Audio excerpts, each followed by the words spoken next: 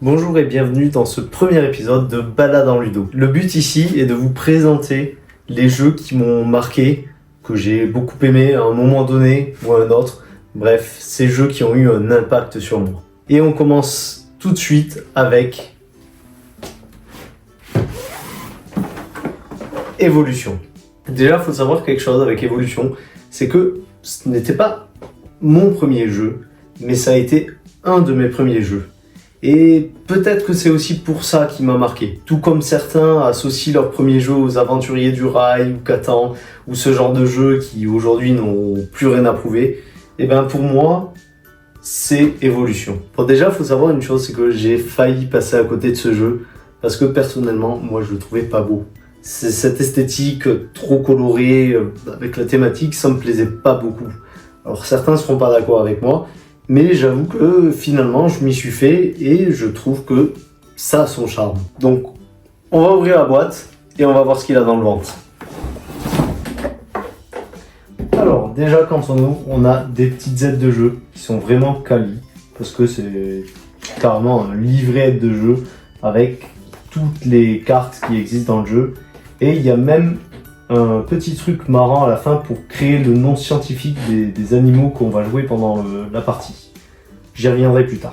Le livre de règles. Bon, c'est pas vraiment un unboxing parce que j'imagine que beaucoup ont déjà ouvert le jeu avant moi. Donc voilà, on passe sur l'aspect nouveauté. Mais j'aime bien le déballer juste pour ressentir un peu les saveurs ludiques du jeu, me replonger dedans. C'est un peu une manière à moi de vous immerger avec moi dans l'univers du jeu. Donc voilà, on a le petit plateau réserve, le plan d'eau, et on a toute une tripotée de jetons qui vont avoir des utilités bien distinctes. On a les cartes et on a des petits plateaux animaux qui sont des plateaux joueurs ensemble. Et surtout, chose que j'adore, le jeton premier joueur qui est un Diplodocus. Voilà. Non mais regardez la taille du truc hein, quand même. Il fait... Bon, j'ai des petites mains, mais voilà, vous avez compris par rapport à une carte. Voilà, c'est un beau bébé, un beau dino. Voilà, donc le jeton de premier joueur. Et chaque joueur aura aussi un petit sachet pour ranger sa nourriture tout au long de la partie. Il y a le stock, donc vous pouvez y aller.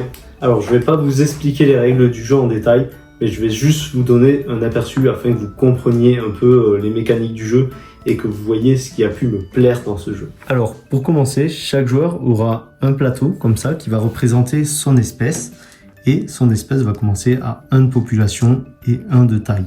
Au fur et à mesure de la partie, on va pouvoir augmenter sa population, ce qui fait qu'on va pouvoir plus se nourrir et on va pouvoir augmenter sa taille pour aussi se prémunir des potentiels prédateurs. Et pourquoi le jeu s'appelle Evolution ?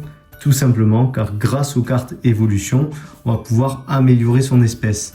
Donc les vertes sont réservées aux herbivores, les rouges aux carnivores, les vertes et rouges peuvent être pour les deux, et les jaunes et les blanches, pareil, c'est des cartes un peu spéciales qui peuvent aller sur certains types d'espèces. Donc là, par exemple, je vais décider que mon espèce est une carapace, qu'elle soit fouisseuse, et que ce soit des charognards, ce qui va lui permettre de potentiellement se défendre face aux autres espèces ou récupérer plus de nourriture en fonction de ses traits. D'ailleurs, la nourriture.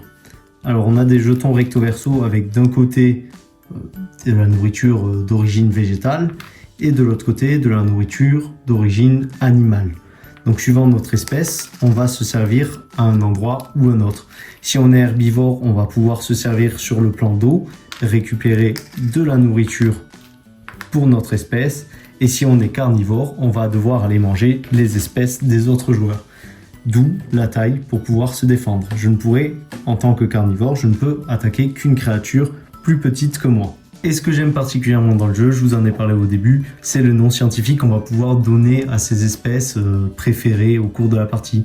Par exemple, moi j'ai une carapace et je suis un charognard, donc je peux l'appeler Dura, Pila, ou alors Morbida, Blindo.